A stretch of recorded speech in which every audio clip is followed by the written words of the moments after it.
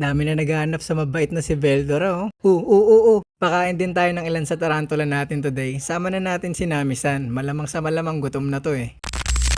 Abangers ka na naman, Veldora. Nakita niya kasi na favorite niya yung nasa menu today eh. Saktong-sakto, lakas sa protein nun. Para ka nagbuhat eh. Laki ng dibdib mo, boy ah. Ayun na, hinahabol na tayo ni Veldora, oh. Ito na favorite mo, oh.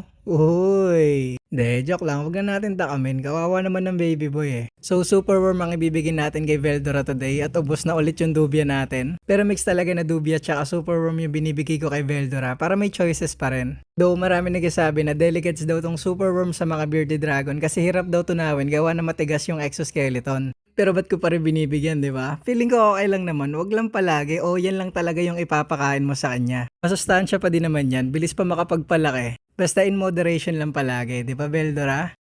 Tama! O, di ba? Sumagot pa. Kala nyo makakagat, no? Gusto na ata magsiesta tapos na kumain eh. Sige na, dyan ka na. Papakain pa ako ng tarantula eh, palambing ka ng palambing eh.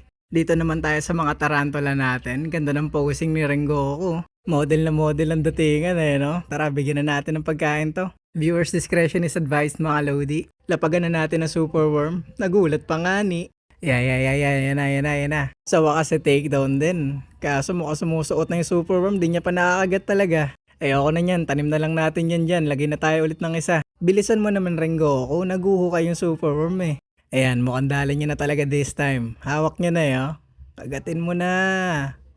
Ayun, dali na talaga. Naglulumaban pa yung super worm eh, oh. Parang naiinis na si Rengoku, tila kiti-kiti daw eh. Ayun, tinupi, gagi, naiinis nga. Ewan ko na lang talaga kung makakilos pa ulit yan. Next natin si Perry, Gramostola full crepes natin. Mukhang napalayo yung bato ko ha, teka kunin natin ulit. Nako, punong-puno na ng lupa, ano ba yan? Tanggalin na muna natin, lilinisin ko lang muna. Kita mo yan, mataas ba ping mo? Lintik delay ka kung kailan wala na yung super worm ha. Bigay na ulit natin sa kanya. You know, galit na yan, kanina pa nag-aanap yan eh. Nakarating na sa kabilang dulo ng enclosure eh. So si Rengoku tsaka si Perry lang yung kumain today. Nag-try din ako ng iba. Si Giyu, sure pre-molt na to. Laki na din ng abdomen tsaka ayaw na tumanggap ng pagkain. Eto namang Embalp, tampal lang ng tampal. Nakabukas yung pintuan pero tinatampal niya lang yung binibigay. Dahil dyan, diretso na tayo dito kay Nami-san. So for camera shy nitong hinamunggal na to. Ayaw talaga titingin. Tututukan mo, lilihis. Aabutin ka talaga ng ilang take pag ito yung bivideoan mo. Kaya wala na ako no choice kundi lapagan na lang natin siya ng pagkain.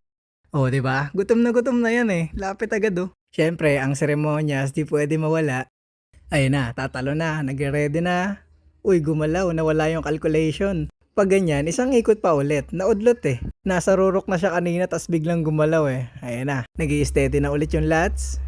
Bang, 360 takedown. Panis kay Nami-san. Slow mo natin ah. Bilangin natin kung ilang ikot. Isa, dalawa. So ilan yun? 360 plus 360, 720 takedown pala yun, hindi 360 lang. Pinakitaan kayo ng malupit na takedown ni Nami-san, no? So bago natin tapusin ang video, shoutout muna kay EJ Bacani, Frederick Malate, Creepy Pet World, Mark Kenzoli, Aaron Feliciano, at kay Christian Maraingan, okay? So yan na lang din muna for today mga lodi. Bye-bye.